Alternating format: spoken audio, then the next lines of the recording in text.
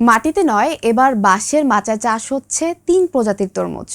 এবার এই প্রথম দিনাজপুরের ফুলবাড়ী উপজেলায় তৃপ্তি অনুভব ও ব্ল্যাক বেবি জাতের তরমুজ চাষ করে হাসি ফুটেছে কৃষকের মুখে। কিন্তু অবাক করা বিষয় হলো, চারা রোপণের মাত্র ৩২ দিনের মধ্যে ফল এসেছে এবং ৭০ দিনের মধ্যে সেই ফল ঘরে তোলা সম্ভব। দিনাজপুর থেকে মোহাম্মদ হারুন আর রশিদের পাঠানো তথ্যচিত্রে বিস্তারিত জানাচ্ছেন এইচ.এম. নাহিয়ান। বাঁশের মাচায় ঝুলছে বিভিন্ন রকমের তরমুজ। কোনোটি দেখতে সবুজ, কোনোটি হলুদ রঙের, কোনোটি আবার ডোরাকাটা।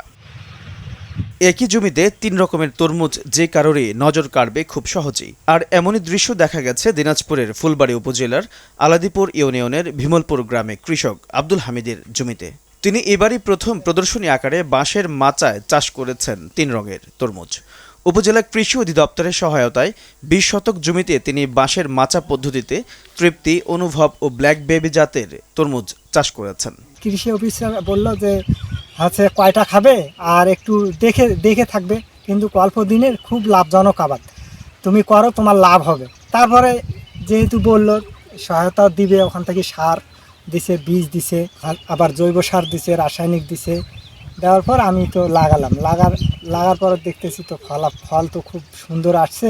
অফিস থেকে লোক আসতেছে আর দেখতেছে ফলটা খুব ভালো হয়েছে। কিন্তু অবাক করা বিষয় হলো, রোপণের মাত্র ৩২ দিনের মধ্যে ফল এসেছে গাছগুলোতে এবং ৭০ দিনের মধ্যে সেই ফল তোলাও সম্ভব হবে। যে তরমুজগুলো ঝুলছে এগুলোর বর্তমান বয়স ৫৬ দিন। এরই মধ্যে প্রতিটি তরমুজের ওজন প্রায় ৪ থেকে ৪.৫ কেজি পর্যন্ত হয়েছে। ওজনের ভারে যাতে তরমুজ ছিঁড়ে না পড়ে সেজন্য বাঁশের মাচার সাথে জালি ব্যাগ দিয়ে তরমুজগুলোকে বেঁধে রাখা হয়েছে। লাভের পরিমাণ বেশি হলে আগামীতেও এই তরমুজ চাষ করবেন বলে জানান কৃষক আব্দুল হামিদ। যদি লাভ হয় তাহলে আমি আরও করব, আর আমাকে সহায়তাও দেয়, আর ভালো যত করতে পারবো ততই তো দিবে। এখানে প্যাক করা হয়েছে প্রায় 550 পিস, আর মাটি আছে এখানে 20 শতক। এই তরমুজ চাষে খরচ কম, লাভ বেশি হবে বলে জানান কৃষি বিভাগ। তাই এই ধরনের তরমুজ চাষে কৃষি অধিদপ্তর থেকে সব ধরনের সহযোগিতা করা হবে বলে জানান উপজেলা কৃষি কর্মকর্তা। দিনাজপুরের ফুলবাড়ী উপজেলা খাদ্য উদ্ভিদ একটি উপজেলা।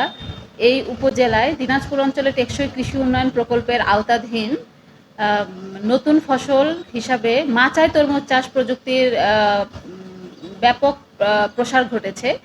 আমরা অত্র প্রকল্পের আওতায় এই উপজেলায় মোট ৮ জন কৃষকের মাঝে বিনামূল্যে প্রদর্শনীর বীজ, সার, জৈব সার এবং জৈব বালাইনাশক সহ বিভিন্ন উপকরণ তাদের মাঝে দিয়েছিলাম।